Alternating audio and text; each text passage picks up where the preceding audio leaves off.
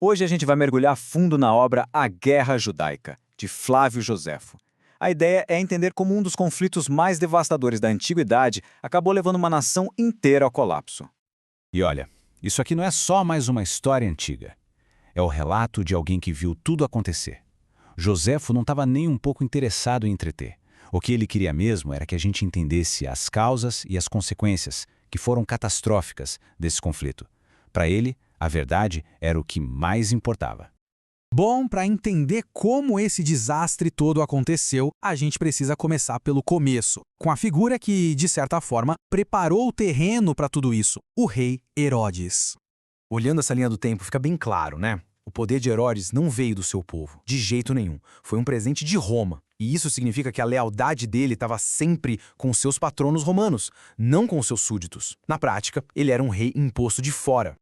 E Herodes governava com mão de ferro. Ele foi eliminando, de forma sistemática, qualquer um que parecesse um desafio. Desde o Sinédrio, que era o conselho religioso e judicial máximo, até a nobreza que tinha terras. O reino dele foi construído na base do medo.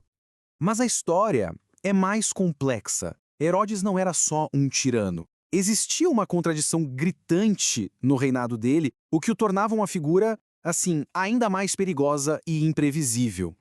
É impressionante ver isso lado a lado. De um lado, um construtor visionário, responsável por obras magníficas que mudaram a cara da Judéia, como a reforma gigantesca do Segundo Templo.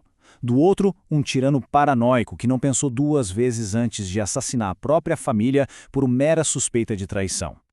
Essa frase é arrepiante. É da esposa dele, Marianne, e revela o nível da paranoia. Ele preferia que ela morresse a sequer imaginar ela com outro homem caso ele não voltasse de uma viagem. E essa brutalidade não ficou só na família. A tirania de Herodes acabou envenenando o reino inteiro, sabe? Alimentou um ressentimento profundo contra essa dinastia que era apoiada por Roma. E ali ele plantou as sementes da revolta que viria mais tarde. Pois bem, com a morte de Herodes, aquela paz frágil que ele mantinha pela força simplesmente se desfez. A situação se deteriorou muito rápido, chegando a um ponto sem volta. Essa sequência de eventos mostra como, em pouquíssimo tempo, a Judéia deixou de ser um reino cliente para se tornar uma província sob ocupação direta. Qualquer barreira que existia entre o povo e a autoridade romana desapareceu. E aí começou a era dos procuradores romanos. E a péssima administração deles transformou o que era tensão em hostilidade aberta. Eles não governavam para o bem do povo, e sim para o próprio bolso e, claro, para os interesses de Roma. As provocações de Pôncio Pilatos, que talvez seja o mais infame de todos eles, foram a gota d'água. Cada uma dessas ações era vista como um ataque direto, um desrespeito à fé e à autonomia do povo judeu. Ele estava literalmente empurrando a província para a beira da revolta. Depois de décadas de opressão, a paciência acabou. A grande revolta judaica explodiu. E foi um confronto direto, desesperado, contra todo o poderio do Império Romano. No ano 70, o general romano Tito chegou aos portões de Jerusalém com 4 legiões. Uma força esmagadora, veterana de guerra, pronta para acabar com a rebelião de uma vez por todas.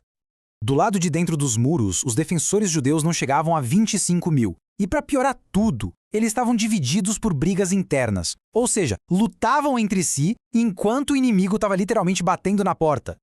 Mesmo com uma resistência heróica, desesperada, as muralhas de Jerusalém, que eram famosas por serem fortes, não aguentaram o poder das máquinas de cerco romanas. A cidade estava, enfim, exposta.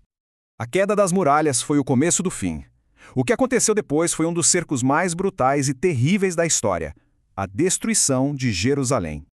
Com a cidade totalmente cercada, a fome se espalhou de uma forma avassaladora. A situação ficou tão desesperadora que as pessoas foram levadas a fazer coisas que a gente nem consegue imaginar. Joséfo descreve o horror com detalhes. A fome era tanta que as pessoas comiam cintos, sapatos, o couro dos escudos, qualquer coisa, qualquer resquício de civilidade desapareceu. A cidade estava se devorando por dentro.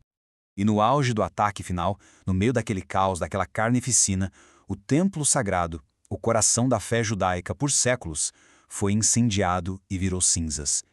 É muito importante entender isso. Não foi só a destruição de um prédio, foi a destruição de um mundo. Foi um trauma civilizacional tão grande que os ecos dele ressoam até hoje. Então, a queda de Jerusalém não foi o fim da história. Longe disso. Na verdade, foi o começo de um capítulo completamente novo e muito doloroso. E a questão que fica e que nos desafia até hoje é essa. Como é que pode um conflito de quase 2000 anos atrás ainda moldar de uma forma tão profunda o nosso mundo de hoje?